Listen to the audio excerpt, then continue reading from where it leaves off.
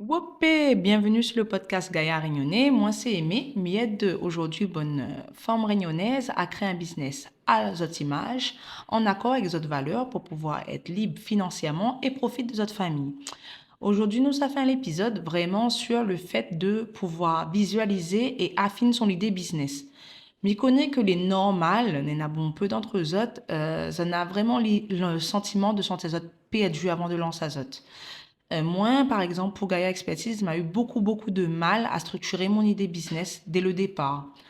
Mais tu connais pas où ça fallait aller, mais tu connais pas comment créer mon business, quelle mission m'en avait, quelle valeur il fallait mettre en avant et quel client il fallait démarcher. Et aujourd'hui, il est là vraiment pour aider Azot à travers ce challenge-là. Nous, ça, à travers cet épisode, en tout cas, aide Azot au maximum à structurer cette idée, à affiner ce discours commercial pour pouvoir enfin avoir un business clair et cohérent. Mais connais qu'aujourd'hui, on est dans une idée business, mais où sont un peu perdu parce qu'on ne connaît pas par quoi ça il faut commencer et comment il faut apporter et faire vivre un nouveau type d'activité. C'est-à-dire qu'on a une passion, on a une affaire où il me fait, mais on ne connaît pas comment lancer ça et comment créer un business avec ça. Moi, comme elle a commencé, elle avait beaucoup d'idées et beaucoup de compétences en marketing, sauf que je ne connais pas comment je peux aider mon client pour pouvoir créer un business. Donc, le premier exercice que ça donne à Zot à faire, c'est l'ikigai.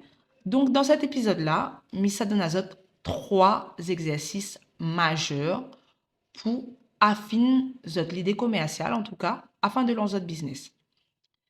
L'ikigai, c'est un affaire que les très fort. C'est un exercice que, du coup, les Japonais, et en fait, ils permettent de donner un sens, en fait, à l'entrepreneuriat. C'est-à-dire que l'ikigai, c'est un exercice très simple qui permet, en tout cas, de prendre un moment pour réfléchir à ce qui passionne à vous vraiment, à votre bonne compétence, à ce que votre bon client a besoin. Ces quatre éléments-là, en fait, ils permettent à vous déjà de visualiser ou de raison d'être en tant qu'entrepreneur. Ça veut dire que cette réflexion-là, on doit prendre une feuille, on doit dire c'est quoi mon ikigai. On a quatre grandes questions qu'on essaye de répondre concrètement. Et ça, il sert vraiment de base pour le développement de l'entreprise. Et surtout, ce travail-là, il permet de donner du sens au business. Parce qu'un business qui marche, c'est un business qui a du sens avec une vraie mission, de vraies valeurs, avec des compétences que les propres à eux-mêmes, qui va servir de base, en tout cas, de pilier pour outils business. Donc, prends le temps de faire l'exercice numéro un qui appelle l'ikigai. Il y en a beaucoup de templates que les déjà en ligne sur Internet que tu peux utiliser pour pouvoir, en tout cas, permettre à Zot d'amener cette réflexion-là autour de la naissance de Zot Business. Une fois que la fin fait ça, moi, il y a un deuxième exercice que ça demande à Zot de faire vraiment, de prendre le temps de faire correctement, c'est OK, mina mon idée business, mina mes valeurs, mina ma raison d'être, ni connais pourquoi ça m'y fait ça. Mais qui ça il est mon client, qui ça m'a envie de toucher. En fait, là, ça demande à Zot de plonger Azot dans l'esprit de Zot bon client idéal, celui que Zot a envie de séduire, celui que Zot a envie de prendre en compte, celui que Zot a envie qui vient et qui achète chez Zot. Et ce client-là, ben, il a des histoires. Généralement, il ressemble à Zot un petit peu. Il a des doutes, il a un profil, il a un travail, il a des passions. Et ce client-là, en fait, il faut que Zot crée un profil de ce client idéal. Soit tu peux avoir deux, voire trois clients, hein, c'est pas de souci, mais déjà commence par un et dis à Zot clairement qui ça il est mon client qui me veut toucher, quel âge il a, que ça lui fait comme travail, est-ce que il a des enfants, quel mot est important pour lui et il a besoin d'entendre pour pouvoir acheter chez moi. Vraiment, ce profil de client idéal, il permet à Zot dans un premier temps de créer un discours commercial que va parler à ce client-là. Ça veut dire que ça va identifier des mots que va toucher ce client-là pour pousser à l'achat. Donc, le deuxième exercice, c'est le buyer personas. Il est hyper important de faire ça. Donc, je récapitule. Le petit 1, c'est l'ikigai.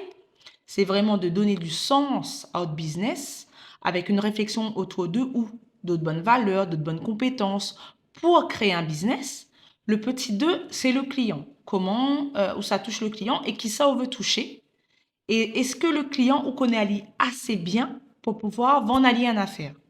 Aujourd'hui, quand on crée le client idéal, il devient de fondation pour créer votre stratégie marketing au discours commercial. Une fois qu'on a fait ça, on s'est planifié le lancement, on s'est planifié comment on veut évoluer. Et il y a un exercice qui est super important qui appelle le storyboarding. Le storyboarding, c'est quoi? C'est le parcours de l'entreprise.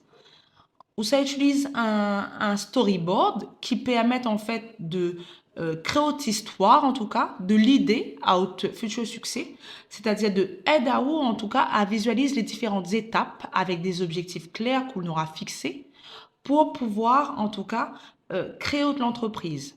Petit 1, mais ça fait des tests. Petit 2, mais ça fait des sondages pour tester mon activité. Petit 3, mais ça rôde un local. Petit 4, mais ça cherche un financement. Le storyboarding, c'est vraiment de visualiser cosa où ça a fait pour créer de l'entreprise de A à Z. Et c'est des petites étapes clés avec des objectifs clairs que on a dans notre tête pour pouvoir aller d'un objectif A à l'objectif B.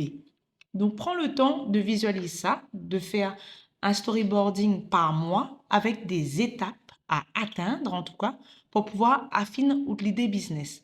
Ces trois exercices-là, c'est la clé. Pourquoi? Parce que nous sommes toujours un peu happés par nous veut faire une affaire, mais ne connaît pas comment structurer. Un entrepreneur qui réussit, c'est un entrepreneur qui a de la structure.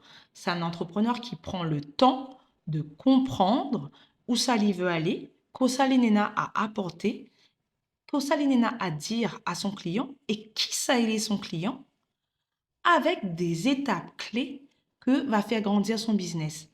Pour moi, ces trois exercices-là, c'est des bases en tout cas, en termes de fondation utiles pour Zot, pour demain, pour Zot business. Et quand on aura déjà fait ça, c'est déjà un très, très, très, très grand pas pour pouvoir aller plus loin. Mal a créé un guide de création du coup d'entreprise qui reprend l'ensemble de ces exercices-là, donc les trois, plus d'une trentaine d'exercices pour visualiser et affiner notre idée business. Avec ça, on n'aura point de doute pour commencer à préparer l'activité, pour planifier l'activité, trouver le bon client au bon moment, planifier votre identité de marque, planifier votre approche marketing et votre discours commercial clairement. Le guide de création d'entreprise est disponible sur la page Gaillard Expertise sur Instagram et il va permettre à Zot d'avancer avec plein d'exercices concrets pour structurer votre business de façon cohérente, mais surtout de façon sereine. Parce qu'aujourd'hui, un business qui marche est un business qui a une vraie vision, une vraie stratégie. Aujourd'hui, Zot Gaillard, il dépend seulement de Zot. Alors, vraiment, si Zot a une idée commerciale géniale, mais que Zot l'est vraiment perdu, moi, il est là pour aider à Zot, en tout cas, à traverser ce challenge-là.